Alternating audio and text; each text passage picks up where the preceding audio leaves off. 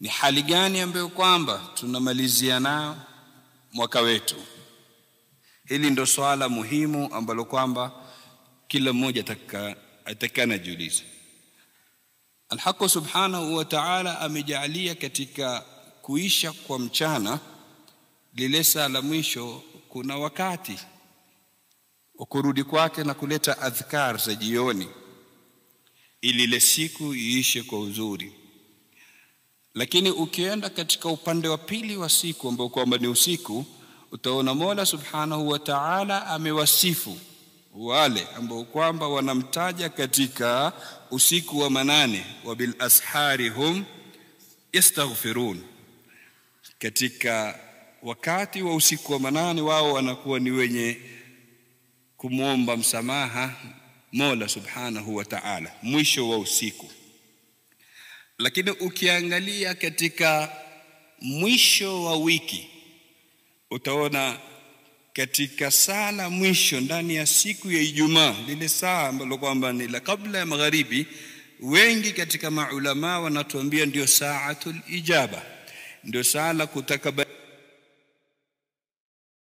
dua katika siku ya Ijumaa, ndio kwamba linajulikana kama as-saatul fatimia. Kwa nini? Ili mwisho wa wiki yetu huo utaisha katika hali nzuri.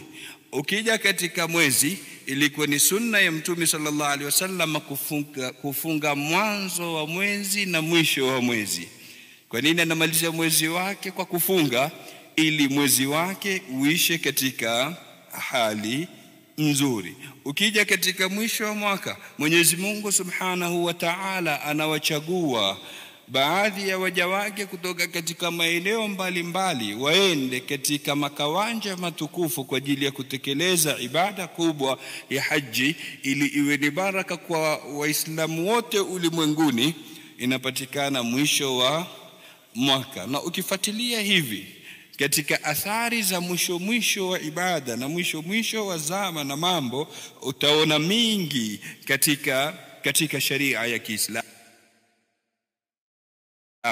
Mtume sallallahu alaihi wasallam amekuja kwa hadithi, anasema kuwa yule ambaye kwamba anaomba dua baada ya kuhitimisha Qur'ani, baada kumaliza mwisho nazungumzia yule anayeomba dua baada ya kuhitimisha Qur'ani, huwa kuna malaika 1400 wanaitikia amini ile dua yake. Kwa hivyo ukiangalia ahwali za mwisho siku zote ni ahwali nzito na muhimu, na ndio maana Mtume sallallahu alaihi wasallam akatuambia katika hadithi yake, al-umuru bi khawatimiha, mambo uzingatiwa mwisho wake. Mambo uzingatiwa mwisho wake. Sasa ikiwa katika mwaka wetu huu tumebakisha siku 5-6 ili tumalize mwaka huu, swala liko hapa, tumejipanga vipi katika kuumaliza huu mwaka? Na siku zote tunakumbushana kuwa kasoro za mwanzo na katikati huzibwa na uzuri wa mwisho.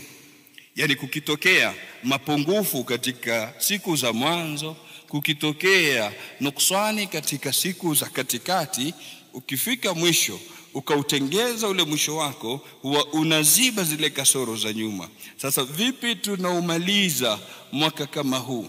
Ni yapi ambayo kwamba tumejiandaa nayo katika kadhia kama hii?